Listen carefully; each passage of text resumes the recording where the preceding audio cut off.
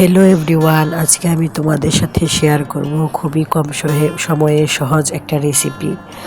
Tomato ফালি করে সিদ্ধ আলু আমি তেলে এই যে ভেজে নিচ্ছি, তারপর আমি ঢেকে দিলাম।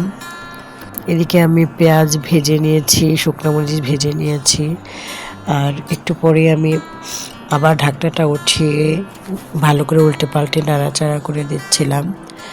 এই যে দেখো একটু একটু পানি উঠেছে।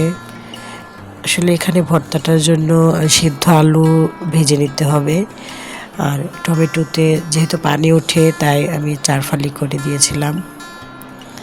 এখন আমি শুকনো মরিচের বোটাগুলো ফেলে দিব এবং লবণ দিয়ে মরিচগুলো ভেঙে দিব। এখন মরিচের উপর দিয়ে দিলাম টমেটো আর আলু। এখন এগুলো ভেঙে নিব। আসলে ভিডিওতে যে তাড়াতাড়ি দেখাচ্ছি, আসলে তাড়াতাড়ি না, আমি আলুগুলো অনেক আস্তে আস্তে ভেঙে নিচ্ছিলাম, কারণ তখন গরম ছিল। আর যেহেতু আমার কোনো ক্যামেরাম্যান নেই, আমি নিজেই ক্যামেরাম্যান, তাই এক হাতে ভিডিও করছিলাম আর এক হাতে আলুগুলো ভাঙছিলাম। আলুগুলো কিন্তু খুবই গরম ছিল। তারপরে এই যে কচলিয়ে দেখো, খুবই সুন্দর। আমার কাছে ধনিয়া পাতা ছিল না,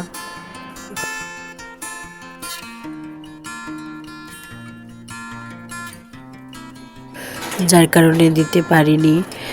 আর এখন তো একদল এসে বলবা যে আমি সরিষার তেল দিই নাই। সরিষার তেলও আমি দিয়েছিলাম, সেটা স্কিপ হয়ে গেছে, তোমাদেরকে দেখাতে পারিনি। ওই যে একটা একটা করে আলু ভাঙছিলাম, খুবই গরম ছিল। আসলে আজকে আমি কথা বলতেই পারছি না, আমার খুবই ঠান্ডা লেগেছে, জ্বর জ্বর ভাব, খুবই মাথা ব্যথা। তবুও তোমাদের সাথে ভিডিওটি শেয়ার করলাম। এই জ্বরে ভর্তা খেতে মন চাইলে তোমরা এইভাবে একটা ট্রাই করতে পারো। এরপর দেখো আমার ভর্তা রেডি। এভাবে তোমরা ভর্তা মাখিয়ে তারপর ভাত দিয়ে খেতে পারো, খুবই ভালো লাগবে। তোমরা সবাই কিন্তু ট্রাই করো।